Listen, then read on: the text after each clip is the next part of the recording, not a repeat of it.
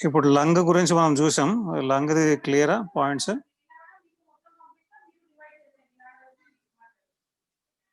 Yes sir. Okay అమ్మా, మిగతా వాళ్ళకి ఇప్పుడు లంగ్స్ ఏంటి, దాని స్ట్రక్చర్ ఏంటి, అందులో ఉన్నవి ఏంటి? ఇప్పుడు ఎనీ ఆర్గన్ తీసుకుంటే దాని సర్ఫేసెస్, దాని borders, upper end, lower end, లేదా అపెక్స్, బేస్, అంటే ఒకవేళ అట్లా ఉంటే కోనికల్గా, ట్రయాంగిల్గా ఉంటే ఓకే, బార్డర్స్, సర్ఫేసెస్, ఇంకేదైనా ఉంటే సో లంగ్కి అపెక్స్, బేస్ ఉంటుంది. Okay, apex, base, 2 surfaces, 3 borders. So వైవాలో ఇవన్నీ పటపట రావాలి మొత్తాన్ని. సో ఇప్పుడు ఎపెక్స్ ఎట్లా ఉంటుంది, ఎక్కడ ఉంటుంది, బేస్ ఎట్లా ఉంది, ఎక్కడ ఉంది, దేని నుంచి దేన్ని సెపరేట్ చేస్తుంది, బార్డర్స్ ఏంటి, ఈచ్ బార్డర్ ఎట్లా ఉంటుంది, సో రైట్ సైడ్ బార్డర్ ఎట్లా ఉంది, యాంటీరియర్ది, లెఫ్ట్ సైడ్ ఎట్లా ఉంది, పోస్టీరియర్ బార్డర్ రైట్ ఎట్లా ఉంది, లెఫ్ట్ ఎట్లా ఉంది, ఏదైనా సర్ఫేసెస్లో ఫీచర్స్ ఏంటి. ఓకే, సో సర్ఫేసెస్లో మనం కోస్టల్ సర్ఫేస్, మీడియల్ సర్ఫేస్లో ఎక్కువ ఫీచర్లు ఉంటాయి. So that I will go ahead కొంచెం. So I'm going back to the surface marking of lung. Okay, lung and surface marking of pleura, surface marking of fissures. ఈ మూడు అయిన తర్వాత మనం మీడియల్ సర్ఫేస్ ఆఫ్ లంగ్ ఫీచర్స్కి వెళ్దాం. Okay, so మనకి medial surface of, describe the medial surface of right lung, medial surface of left lung అని 5 marks అడగచ్చు, లేదా 15 మార్క్స్ క్వశ్చన్లో కూడా దీన్ని ఇన్కార్పొరేట్ చేస్తాడు. అంటే డిస్క్రైబ్ అబౌట్ లంగ్స్, వాటి surfaces, borders, okay, and different features, and describe in detail the features of the medial surface of right or left అట్లా అడుగుతాడు. సో వాటిలో డిఫరెన్సెస్ ఉంటాయి, ఎందుకంటే right lung right side of the mediastinum face చేస్తుంది, అక్కడ ఉన్న structures, impressions దాని మీద ఉంటాయి. Left lung left side of mediastinum face చేస్తుంది, అక్కడ ఉన్న స్ట్రక్చర్స్, ఇంప్రెషన్ ఆ లంగ్ మీద పడతాయి. సో అంటే ఇంప్రెషన్ అంటే అక్కడ ఏమేమి ఉంటాయి అప్రాక్సిమేట్గా అది చూస్తున్నాం. ఓకే, సో మనం లంగ్, దాని సర్ఫేస్లు, దాని బార్డర్స్, వాటి ఈచ్ ఫీచర్స్, ఫిషర్స్ చూసాం. Okay, so now I'm going back to surface marking of lung and pleura. Okay, so we'll go back to yesterday's topic. So నిన్న మనం ద సేమ్ థింగ్, నిన్న మనం ఇప్పుడు నిన్న చదివిన పాయింట్సే just see. So first point ఎక్కడ తీసుకుంటున్నాం మనం, ఎపెక్స్ ఆఫ్ ద లంగ్ దగ్గర తీసుకుంటున్నాం. Okay, apex of the lung అంటే 2.5 centimetres above the medial 1/3 of clavicle. Okay, first point అక్కడ తీసుకుంటున్నాం మనం. Okay, so first point. Second point ఎక్కడ, స్టెర్నోక్లావికులర్ జంక్షన్. థర్డ్ పాయింట్ ఎక్కడ, స్టెర్నల్ యాంగిల్. ఫోర్త్ పాయింట్ ఎక్కడ, fourth costal cartilage. Okay, so right లంగ్కి వచ్చినప్పుడు fifth point will be xiphisternal joint, అక్కడ తీసుకుంటున్నాం. ఏది, సర్ఫేస్ మార్కింగ్లో పర్టికులర్లీ యాంటీరియర్ బార్డర్. సో వీటన్నిటిని కలిపితే ఇది anterior border of right lung. Okay, so ప్లూరాది వచ్చినప్పుడు మీకు కొంచెం కిందకి దిగుతుంది దీనికంటే, అంతే. ఓకే, సో ఇక్కడ నుంచి ఇన్ఫీరియర్ బార్డర్ స్టార్ట్ అవుతుంది లంగ్ది. Okay, which is sitting on the diaphragm. So ఆ ఇన్ఫీరియర్ బార్డర్ మనం చదివినప్పుడు ఎట్లా ఉంది, ఇన్ఫీరియర్ బార్డర్ పాస్ అవుతున్నప్పుడు మిడ్ క్లావికులర్ లైన్ని క్రాస్ చేసినప్పుడు, ఇక్కడ యాక్చువల్గా మనకి ఈ 6th కోస్టల్ కార్టిలేజ్ నుంచి వెళ్ళినప్పుడు మిడ్ క్లావికులర్ లైన్లో 6th రిబ్, మిడ్ యాక్సిలరీ లైన్లో 8th రిబ్, వెనక్కి వెళ్ళేటప్పటికి 10th రిబ్ వెళ్ళి వర్టిబ్రల్ బాడీకి దగ్గరగా వెళ్ళి 2 సెంటీమీటర్స్ దూరంలో ఆగుతుంది ఇన్ఫీరియర్ బార్డర్. సో అక్కడ నుంచి మళ్ళీ పైకి మీరు వెనకాల బ్యాక్ ఆఫ్ ద చెస్ట్లో పైకి లైన్ తీసుకుంటే అది పోస్టీరియర్ బార్డర్. ఓకే, సో ఇదంతా ఇన్ఫీరియర్ బార్డర్ అవుతుంది, అది పోస్టీరియర్ బార్డర్ అవుతుంది. So this is regarding right lung. కానీ సేమ్ పాయింట్ లెఫ్ట్ లంగ్ వచ్చినప్పటికి, లెఫ్ట్ లంగ్లో first point again apex of the left lung, రెండో పాయింట్ స్టెర్నోక్లావికులర్ జాయింట్, మూడోది స్టెర్నల్ యాంగిల్, తర్వాత 4th కోస్టల్ కార్టిలేజ్. సో ఇక్కడ 4th కోస్టల్ కార్టిలేజ్ నుంచి ఈ రీజన్లో left లంగ్లో మాత్రం యాంటీరియర్ బార్డర్ ఇట్లా ఒక నాచ్ లాగా తీసుకుంది. ఓకే, సో ఇట్లా టర్న్ అయింది.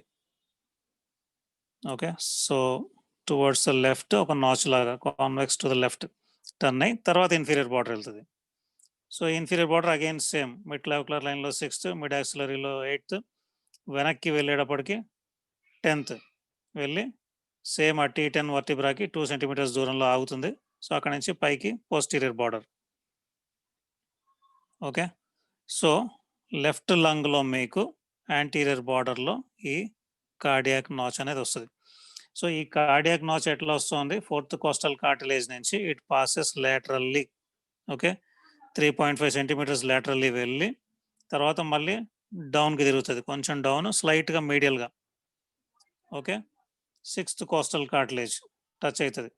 సో అది 4 centimetres from the mid line of sternum, అంత దూరంలో ఉంటుంది 6th కోస్టల్ కార్టిలేజ్ దగ్గర. ఓకే, సో ఇది కార్డియాక్ నాచ్. సో తర్వాత అక్కడి నుంచి లేటరల్కి వెళ్తుంది inferior border. Okay, so left లంగ్లో ఇది డిఫరెన్స్. సో ఇదే పిక్చర్ పోస్టీరియర్గా చూస్తున్నాం ఇప్పుడు మనం.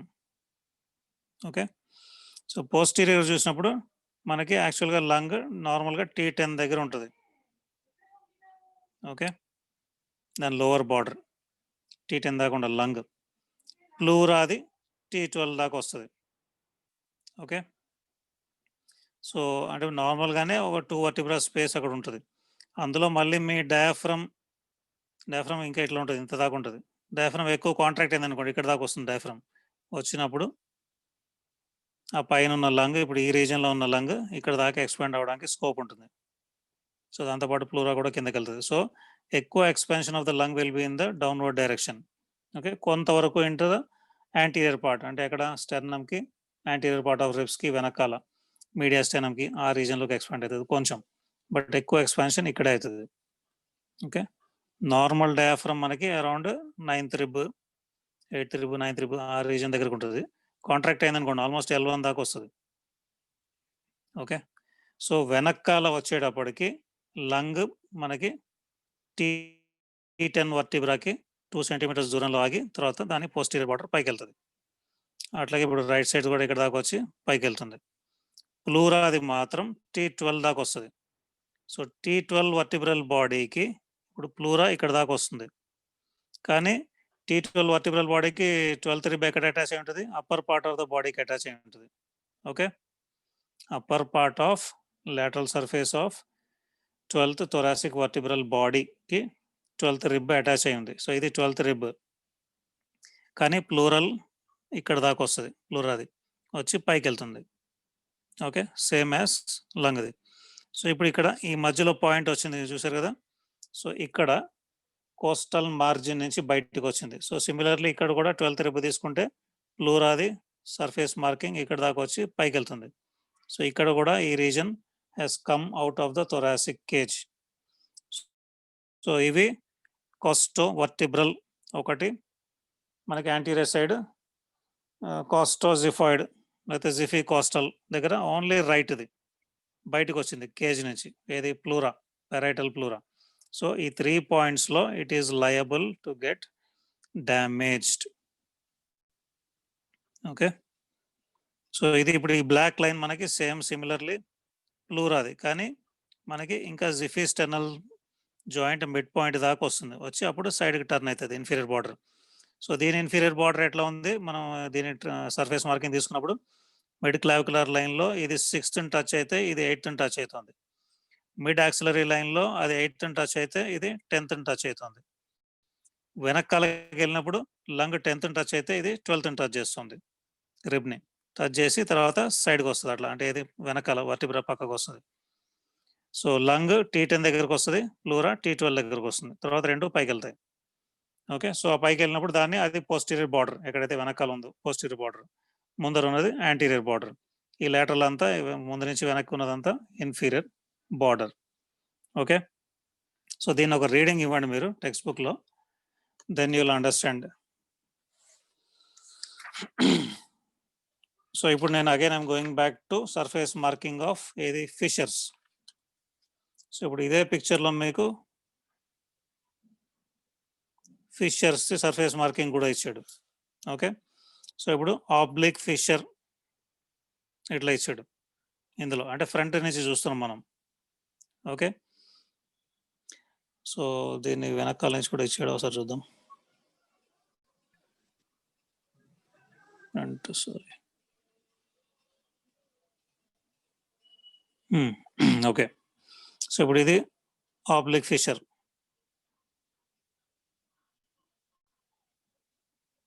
అంతేనా? So oblique fissure surface marking. So first point ఎక్కడ? 1.2 centimetres lateral to T3 spine. So ఇప్పుడు మనకు అన్ని కూడా ఇప్పుడు ఏది, ఇప్పుడు లంగ్ది T10 దాకా వచ్చింది. T10 దగ్గరికి ఎక్కడ వస్తుంది? T10 వర్టిబ్రల్ బాడీకి 2 సెంటీమీటర్స్ లాటరల్గా ఉంటుంది. సో అదర్ లంగ్ కూడా 2 సెంటీమీటర్స్ లాటరల్ ఉంటుంది. అక్కడ నుంచి పైకి వెళ్తుంది. ఇది పోస్టీరియర్ బార్డర్, ఇది పోస్టీరియర్ బార్డర్. ఓకే. సో ఎక్కడ తీసుకున్నా కూడా ఎనీ వర్టిబ్రల్ బాడీకి తీసుకుంటే 2 సెంటీమీటర్స్ దూరంలో ఉంటాయి అవి, దాని బార్డర్స్. ఓకే. సో నువ్వు first we have to take the first point is 2 centimetres lateral to T3 spine. So ఇప్పుడు ఎవరన్నా నాకు చెప్పండి, T3 స్పైన్ ఎట్లా ఐడెంటిఫై చేస్తాం మనం?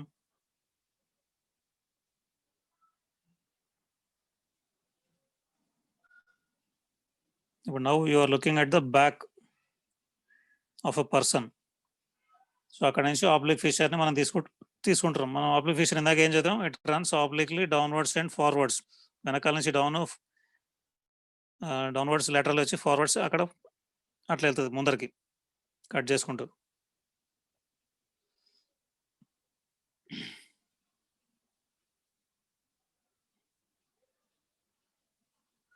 T3 స్పైన్ ఎట్లా ఐడెంటిఫై చేస్తాం మనం?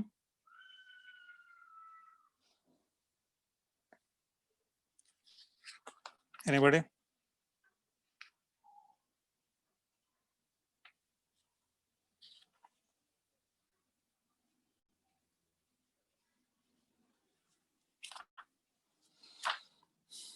మనకి పోస్టీరియర్ థొరాసిక్ వాల్ లో ల్యాండ్ మార్క్స్ ఏంటి?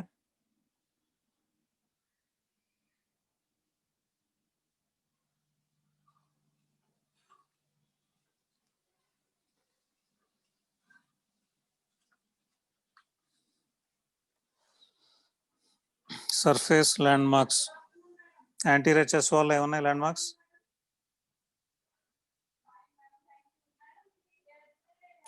Sternal angle, sir. Suprasternal notch, sternal angle. So sternal angle దేన్ని మనకి ఇండికేట్ చేస్తుంది? Second rib. Second costal cartilage. దాన్ని పట్టుకుని ఇంకా lateral వెళ్తే second rib. Okay.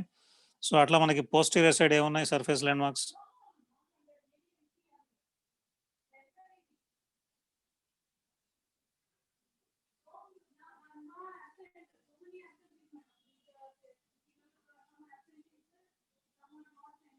thoracic vertebral spines. Land mark అంటే ఒక ల్యాండ్ మార్క్ ఉంటే ఇప్పుడు నువ్వు అక్కడికి వెళ్తే ఆ ఏరియాలో రైట్ సైడ్ నీకు పెద్ద గ్రౌండ్ ఉంటుంది, లెఫ్ట్ సైడ్ ఒక బిల్డింగ్ ఉంటుంది. ఆ బిల్డింగ్ గ్రీన్ కలర్ అంటే ఇప్పుడు ఆ గ్రీన్ కలర్ బిల్డింగ్ పట్టుకున్నాక అక్కడి నుంచి ముందరికి వెళ్తే 4 ముందరికి వెళ్ళాక 4th లెఫ్ట్ ఇట్లా మనం డైరెక్షన్స్ ఇవ్వాలి కదా ఎవరికైనా చెప్పాలంటే. సో అట్లా ఇప్పుడు T3 స్పైన్ ఐడెంటిఫై చేయాలంటే ఎట్లా చేస్తారు? T3 స్పైన్ కి 2 సెంటీమీటర్స్ lateral గా ఒక పాయింట్. సో T3 స్పైన్ ఎట్లా ఐడెంటిఫై చేస్తారు?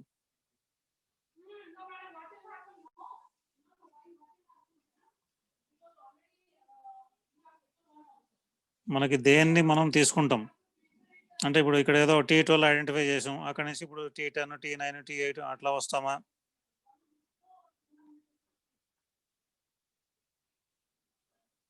Vertebra prominence T7. T7 vertebra prominence. So మీరు నెక్ మీద వెనకాల మీరు చేయి పెట్టుకుంటే మీకు తగులుతూనే ఉంటుంది అది. ఓకే. మీకు మోస్ట్ ప్రామినెంట్ గా తగిలేది C7 స్పైన్. మీ నెక్ కింద పోర్షన్కి వెళ్ళి మీరు టచ్ చేస్తే అన్నిటికన్నా మోస్ట్ ప్రామినెంట్ గా తగిలేది C7 స్పైన్. C7 కింద ఏముంటుంది? T1. T1, T2 తర్వాతది T3. సో దానికి 2 సెంటీమీటర్స్ lateral గా ఒక పాయింట్ మీరు ఫస్ట్ మార్క్ చేస్తారు. Okay.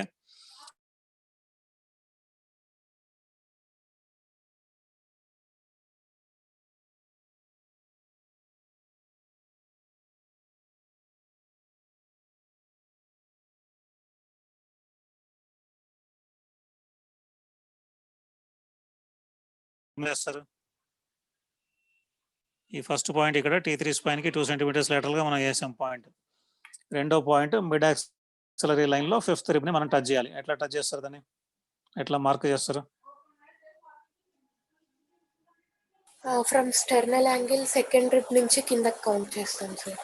Very good. So sternal angle దగ్గర పక్కన ఉన్నది సెకండ్ కాస్టల్ కార్టిలేజ్.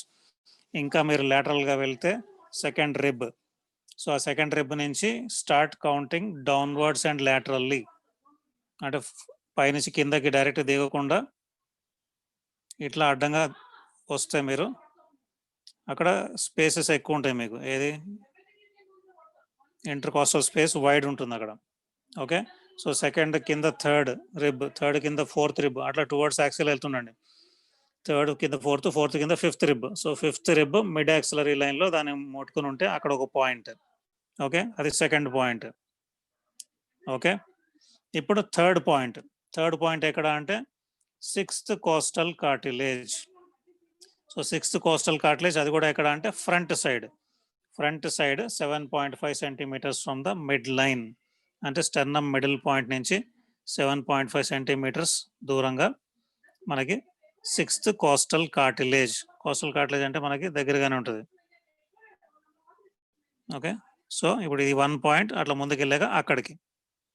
సో ఇది surface marking of oblique fissure. ఎందుకంటే ఆబ్లిక్ ఫిషర్ ఎక్కడ కట్ చేస్తుంది, యాంటీరియర్ బార్డర్ని కట్ చేస్తుంది.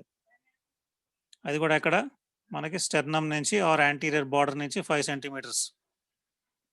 Okay, so middle of the sternum నుంచి 7.5 సెంటీమీటర్స్. సో ఇది surface marking of oblique fissure. So ఇందులో ఇప్పుడు సో ఇది మీకు ఆల్రెడీ ఒకటి ఉంటే now come to horizontal fissure. So horizontal ఫిషర్కి ఓన్లీ 2 పాయింట్లు తీసుకుంటారు. So first point anterior border of the right lung, ఎందుకంటే రైట్ సైడే ఉంది horizontal fissure. So anterior border of right లంగ్లో 4th కోస్టల్ కార్టిలేజ్ దగ్గర ఒక పాయింట్. ఓకే, ఈ రీజియన్లో 4th కోస్టల్ కార్టిలేజ్ దగ్గర ఒక point. Okay, second point again the same mid axillary రీజియన్లో 5th రిబ్. సో ఆ రెండింటిని కలిపితే అది horizontal fissure. So oblique fissure ఇట్లా వస్తుంది. సో ఆబ్లిక్ ఫిషర్ని వెళ్ళి టచ్ చేస్తుంది. So it is dividing this middle lobe. Okay, upper lobe, middle lobe, lower lobe వెనక్కి ఉంటుంది మనకి పోస్టీరియర్గా. సో ఇది surface marking of fissures. So ఒకసారి ఇవాళ మీరు surface marking of lung, surface marking of parietal pleura ఇది చూడండి. ఓకే, సో ఈ రెండు మీకు అర్థమైన తర్వాత surface marking of fissures. So ఇది మీకు ఎగ్జామ్లో డెఫినెట్గా వస్తుంది. ఏది మనకి సర్ఫేస్ మార్కింగ్ అని మనకి ప్రాక్టికల్లో ఏది స్పాటర్స్, మీకు స్పాటర్స్ అంటే ఒక 14 or 16 పెడతారు మీకు. ఓకే, కొన్ని మైక్రోస్కోప్లో ఉంటాయి, కొన్ని బోన్స్ ఉంటాయి, కొన్ని విజరా ఉంటాయి. ఓకే, కొన్ని మోడల్స్ పెట్టచ్చు. సో అదేంటి ఐడెంటిఫై చేయాలి, దాని గురించి మీరు మెన్షన్ చేయాలి, అడిగిన క్వశ్చన్కి రాయాలి. సో అందులో 1-2 క్వశ్చన్లు సర్ఫేస్ మార్కింగ్ కూడా అడుగుతారు. సో అందులో మనకి హార్ట్, లంగ్, లేదా పెరైటల్ ప్లూరా, లేదా స్టమక్, లేదా ప్యాంక్రియాస్, లేదా స్ప్లీన్, లేదా లివర్, లేదా కిడ్నీ ఫ్రీక్వెంట్గా అడుగుతారు. ఓకే, వారికోస్ వెయిన్స్ అంటే ఇప్పుడు సాఫినస్, గ్రేట్ సాఫినస్ వెయిన్ అని అడగచ్చు, ఫీమోరల్ ట్రయాంగిల్ అని అడగచ్చు. ఓకే, ఎందుకంటే అవి కూడా ఇంపార్టెంట్, ఎందుకంటే వారికోస్ వెయిన్స్ అనేది common problem. Okay, so now this is about this surface markings. So నిన్న మనం ఎక్కడ ఆపాం, అది ఈ సర్ఫేస్ మార్కింగ్ దగ్గర ఆపాం. Okay, and then after that we have seen the pulmonary ligament. అది క్లియరే కదా మీకు?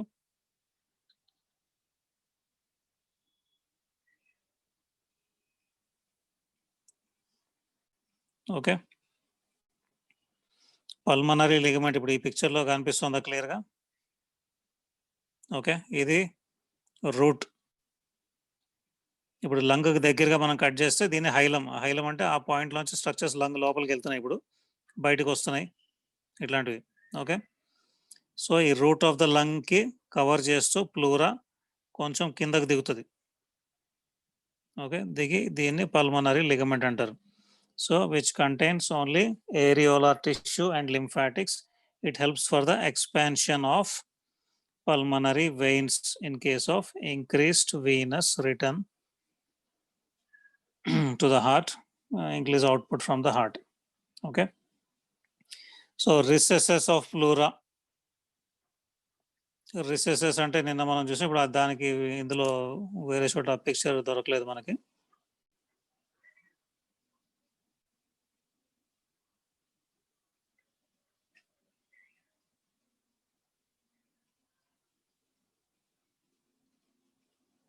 సో రిసెసెస్లో నిన్న మనం ఏం చూసాం, 2 ఉన్నాయి mainly.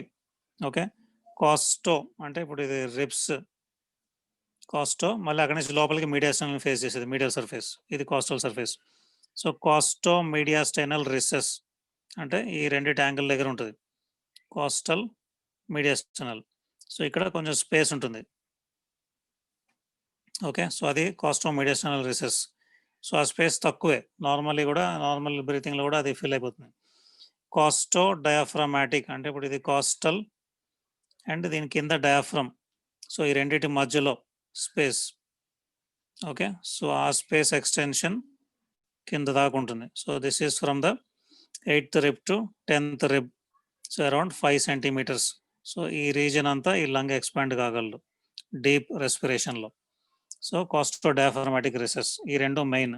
Okay, so nerve supply కూడా what we have read yesterday, parietal pleura nerve supply is from somatic nerves. Somatic అంటే intercostal nerves, phrenic nerves.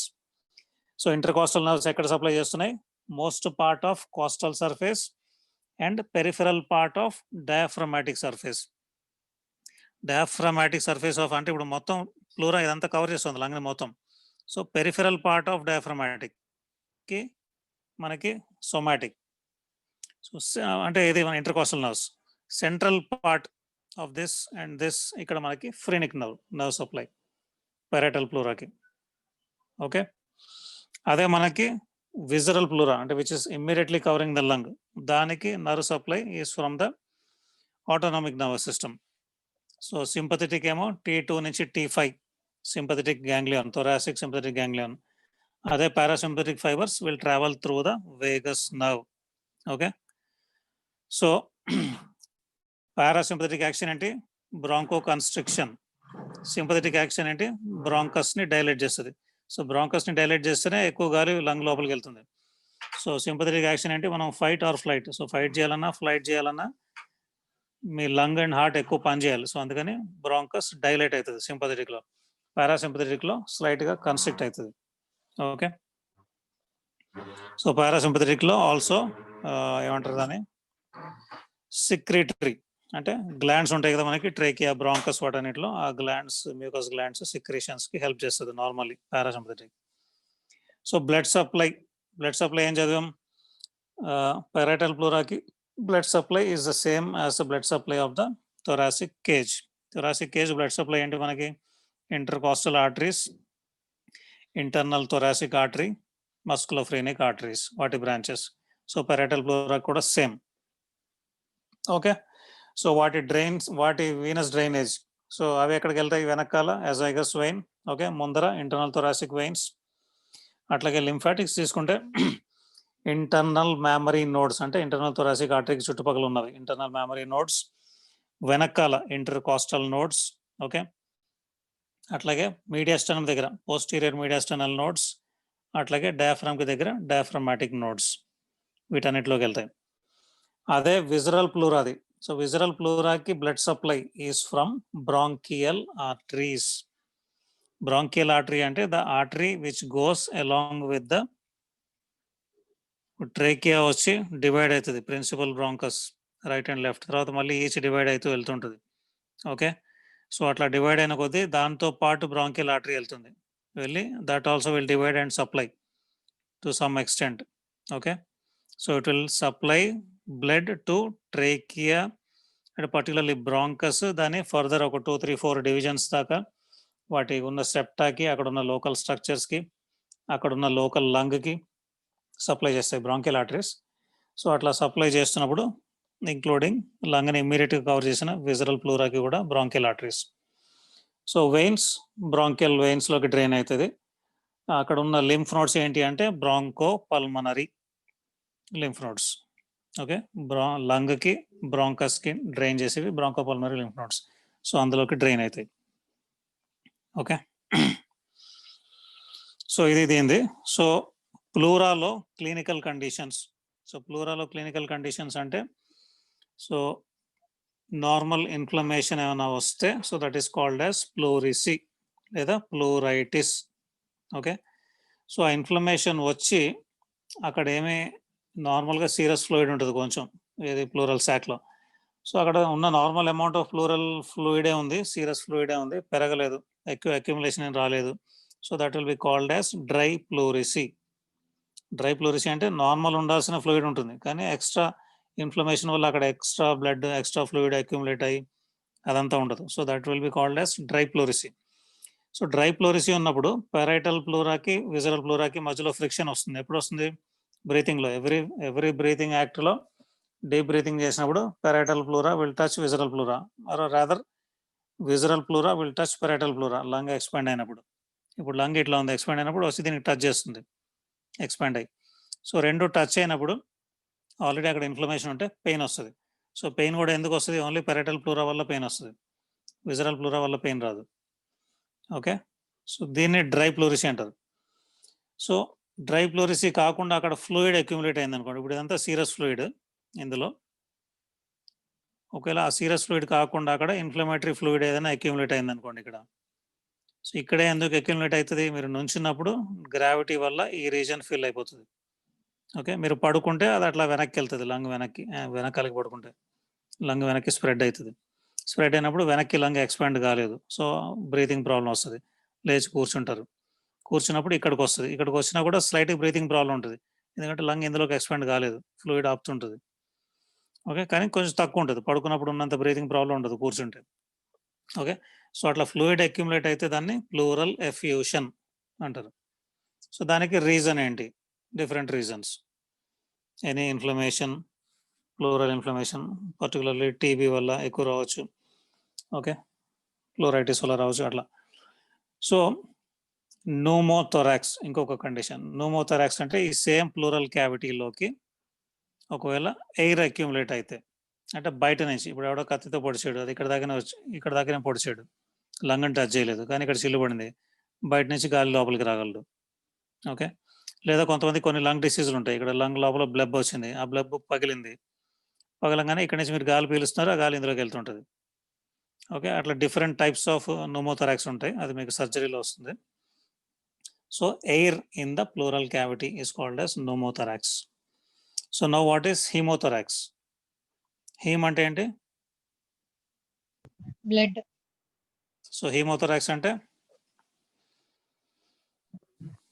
Presence of blood in the pleural cavity. Okay, అట్లాగే hydropneumothorax అంటే accumulation of water. Hydropneumothorax అన్న fluid and air. Fluid and air. So fluid and air ఉన్నప్పుడు ఎవరైనా నాకు చెప్పండి, ఇక్కడ fluid and air ఉంది, ఫ్లూయిడ్ ఎక్కడ ఉంటుంది, ఎయిర్ ఎక్కడ ఉంటుంది?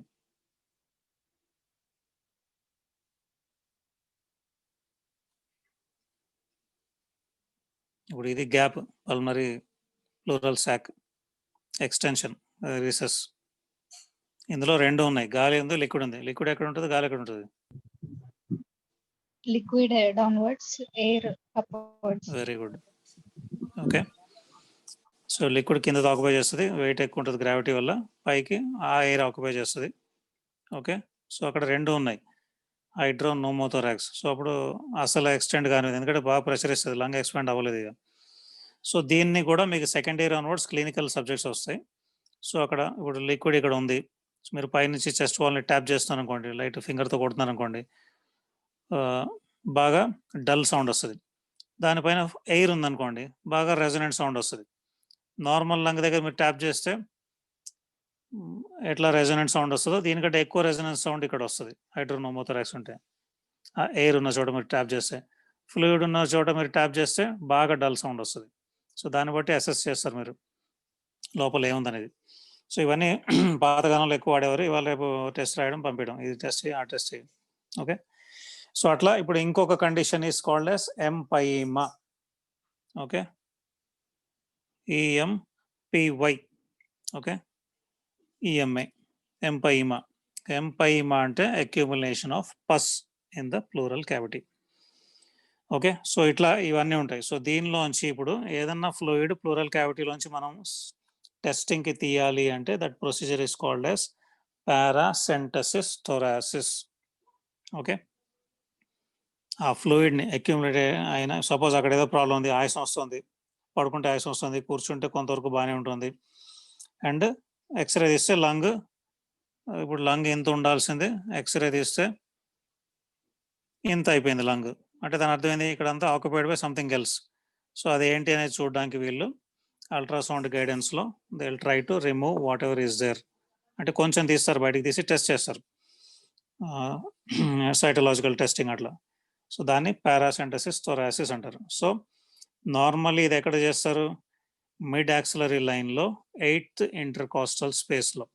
ఓకే, ఎందుకంటే మిడ్ యాక్సిలరీ లైన్లో 8th రిబ్ దాకా టచ్ చేస్తుంది లంగ్ నార్మల్ బ్రీతింగ్లో. ఓకే, సో దానికంటే కింద నుంచే తీస్తారు. ఓకే, సో ఇది. సో అట్లాగే మనకి ఇప్పుడు ఫ్రీనిక్ నర్వ్ ఈ రీజన్కి సెన్సరీ సప్లై, ఏది డయాఫ్రమాటిక్ ప్లూరా ఈ రీజన్కి, మీడియాస్టర్నల్కి ఫ్రీనిక్ నర్వ్ వచ్చి ఇక్కడ సప్లై చేస్తుంది, దీనికి బ్రాంచ్ ఇస్తుంది, అబ్డామినల్ కొన్నిటి కూడా సప్లై చేస్తుంది. సో రైట్ సైడ్ ఇక్కడ ఏదైనా ట్రబుల్ వస్తే, రైట్ లంగ్కి ఏమైనా ట్రబుల్ వస్తే, ఓకే, వాళ్ళకి కొంతమందికి షోల్డర్, రైట్ షోల్డర్ టిప్ దగ్గర పెయిన్ వస్తుంది, tip of the right shoulder. Okay, so నార్మల్గా ఇక్కడ గాల్ బ్లాడర్లో ఏదైనా ప్రాబ్లం వస్తే, సివియర్ పెయిన్ వస్తే వాళ్ళకి టిప్ ఆఫ్ ద రైట్ షోల్డర్లో పెయిన్ రిఫర్ అవుతుంది, ఎందుకంటే ఇదంతా మనకి ఫ్రీనిక్ నర్వ్ సప్లై ఉంటుంది. ఫ్రీనిక్ నర్వ్ మనకి ఎక్కడ, ఫ్రీనిక్ నర్వ్ రూట్ వాల్యూ ఎవరికైనా గుర్తుందా, ఏ లెవెల్స్ నుంచి ఆరిజిన్ అవుతుంది phrenic nerve? C3, C4, C5 sir, mainly from C4. Very good. C mainly 4, but C3, 4, 5. So ఆ 3, 4, 5 నుంచి షోల్డర్కి కూడా సప్లై ఉంటుంది, ఫ్రీనిక్ నర్వ్ కూడా వస్తుంది. సో ఇక్కడ ఏమైనా ఇరిటేషన్ వచ్చినా, ఇక్కడ ఏమైనా ఇరిటేషన్ వచ్చినా ఫ్రీనిక్ నర్వ్ దీనికి కూడా సప్లై చేస్తుంది, కాబట్టి ఇక్కడ ఇరిటేషన్ వచ్చినా కూడా, ఇక్కడ వచ్చినా కూడా షోల్డర్ టిప్ మీద పెయిన్ వస్తుంది వాళ్ళకి. అదే లెఫ్ట్ సైడ్ ఇక్కడ స్ప్లీన్ ఏమైనా ఇంజురీ అయినా, రప్చర్ అయినా లెఫ్ట్ షోల్డర్ టిప్ మీద వాళ్ళకి పెయిన్ వస్తుంది. So these are called as referred pains, ఎందుకంటే ఇక్కడ సప్లై చేసే నర్వే అక్కడ కూడా సప్లై చేస్తుంది. ఓకే, సేమ్ రూట్ వాల్యూ నుంచి ఫ్రీనిక్ నర్వ్ కూడా వస్తుంది, షోల్డర్కి కూడా నర్వ్ సప్లై వెళ్తుంది, అందుకని. ఓకే, సో ఇది. అట్లాగే లంగ్ కొలాప్స్ అయినా కూడా, అంటే ఇప్పుడు ఈ లంగ్ ఎంత ఉండాల్సింది కొలాప్స్ అయ్యి ఎంత అయిపోయింది అనుకోండి, సో దాన్ని అటలాక్టాసిస్ అంటారు. ఓకే, సో లంగ్ ఎంత చిన్నగా అయిపోతే, దీన్ని లంగ్ మొత్తం షార్ట్ అయిపోతే అటలాక్టాసిస్ అంటారు, కొలాప్స్ అయిపోతే. సో అటలాక్టాసిస్ అయినప్పుడు ఇదంతా మళ్ళీ occupied by fluid. Okay, breathing వాళ్ళకి ఇబ్బందిగా ఉంటుంది. Okay, so this is about pleura. Okay, so lungs we have finished up to surface marking of oblique fissure. So now we'll look at the root of the lungs. Okay, so root of the lung అంటే నిన్న already మనం ఏం discuss చేసాం, ఇప్పుడు ఇవాళ ఇక్కడ cut అయిపోతే ఎక్కడ కట్ అయితే అక్కడ, tomorrow will continue. So root of the lung అంటే ఏంటి, pedicle or a small structure which connects mediastinum to lung. అంటే మనకి మీడియాస్టైనమ్కి లంగ్కి అట్లా అడ్డంగా ఒక కనెక్షన్ వస్తుంది, అది కొంచెం దూరం ఇట్లా ఉంటుంది మనం ముందు నుంచి చూస్తే. ఓకే, ఇది మీడియాస్టైనమ్, ఇక్కడ నుంచి లంగ్. ఓకే, అది రూట్ ఆఫ్ ద లంగ్ ఇదంతా. ఓకే, ఇది హైలం, ఈ region is called as hilum, where structures are going into the lung, అది hilum. So now you're looking at hilum, ఇది ఈ పిక్చర్లో. సో హైలం అయినా కూడా రూట్ ఆఫ్ ద స్ట్రక్చర్లో కొన్ని స్ట్రక్చర్స్ పాస్ అయ్యి లంగ్లోకి ఎంటర్ అవుతాయి. Okay, so structures which either come out of the lung or which enter the lung. Okay, so root of the lung అంటే ఏంటి, a short broad pedicel which connects the medial surface of lung to the mediastinum, and this root of the lung is formed by structures which are entering the lung or leaving the lung. Okay, at the hilum. Hilum అంటే entry point into the lung, ఇది hilum. Okay, so అందులో ఏం contents ఉంటాయి. So ఈ route of the lung ఎక్కడ ఉంటుంది exactly, T5, T6, T7 thoracic vertebral బాడీస్కి ఆపోజిట్గా ఉంటుంది. సో దాని లెవెల్ మనం తీసుకుంటే T5, T6, T7కి ఆపోజిట్గా దాని ఎక్స్టెంట్ మనం బయట నుంచి చెప్పాలంటే. సో అందులో ఏమేమి స్ట్రక్చర్స్ ఉంటాయి అంటే, so left side root of the లంగ్లో, కానీ ఇప్పుడు మనం చూసేది రైట్, ఇది లెఫ్ట్ సైడ్ లంగ్లో ప్రిన్సిపల్ బ్రాంకస్. ఓకే, అంటే ఒకటే బ్రాంకస్ ఉంటుంది left side. Okay, right side మనకి 2 బ్రాంకస్ కనిపిస్తాయి, ఎందుకంటే డివైడ్ అవుతుంది. డివైడ్ అయ్యి అంటే ఆల్రెడీ ప్రిన్సిపల్ బ్రాంకస్ వచ్చి డివైడ్ అయ్యి పైది కిందలాగా 2 లాగా డివైడ్ అవుతుంది. సో దీన్ని పైదాన్ని ఎపార్టీరియల్ అంటే ఈపి ఆర్టీరియల్, ఎపార్టీరియల్ బ్రాంకస్ అంటారు. కిందది హైపార్టీరియల్, హెచ్వైపి అట్లా ఉంటుంది. సో దాన్ని it depends on where you are cutting the root of the lung. So root of the lung very close to the lung cut చేస్తే మీకు అట్లా కనిపిస్తుంది. సో ఇప్పుడు మనం లెఫ్ట్ ఐ చూద్దాం ఇందులో. ఓకే, ఇప్పుడు లెఫ్ట్లో ఇందులో మీకు ఇప్పుడు కొంచెం హైలంకి దగ్గరగా కట్ చేశాడు. సో ఇక్కడ ఒకటేలాగా చూపిస్తోంది, కానీ ఆల్రెడీ డివిజన్ మొదలైంది అక్కడ. Okay, so left side only principal bronchus ఉంటుంది రూట్ ఆఫ్ ద లంగ్లో. మెయిన్లీ లంగ్ దగ్గరికి వెళ్ళే కొద్దీ ఆ బ్రాంకస్ డివైడ్ అవుతుంది. సో లంగ్కి ఎంత దగ్గరగా కట్ చేస్తే అక్కడ డివిజన్ ఆఫ్ బ్రాంకస్ కనిపిస్తుంది. ఇప్పుడు ఇందాక పిక్చర్లో ఇప్పుడు ఇది లెఫ్ట్ది మీరు చూసేది. సో ఇందులో ఇది బ్రాంకస్.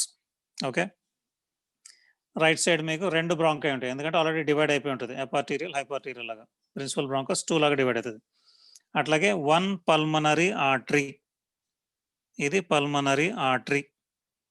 ఓకే, అట్లాగే 2 పల్మనరీ వెయిన్స్, అంటే ఇది సుపీరియర్ పల్మనరీ వెయిన్, ఈ ముందరిది, వెనకాలది అంటే కిందది inferior pulmonary vein. Okay, so ఇది కాకుండా ఇక మీకు బ్రాంకియల్ ఆర్టరీస్. ఓకే, అండ్ దానికి కరస్పాండింగ్ వెయిన్స్ అవి ఉంటాయి, అంటే బ్రాంకియల్ ఆర్టరీస్, బ్రాంకియల్ వెయిన్స్ ఉంటాయి. అట్లాగే పల్మనరీ ప్లెక్సెసెస్ ఆఫ్ నర్వ్స్, అంటే యాంటీరియర్ సైడ్ ఆఫ్ రూట్లో anterior pulmonary plexus, posterior side of రూట్లో పోస్టీరియర్ పల్మనరీ ప్లెక్సెస్ ఉంటాయి.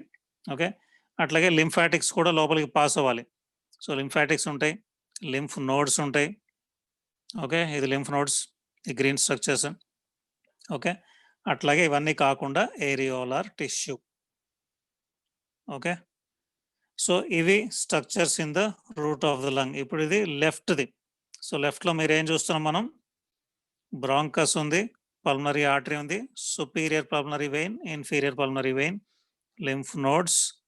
ఓకే, ఈ రీజియన్లో మనకి బ్రాంకియల్ ఆర్టరీ, బ్రాంకియల్ వెయిన్స్ ఉన్నాయి, ఇక్కడ కూడా.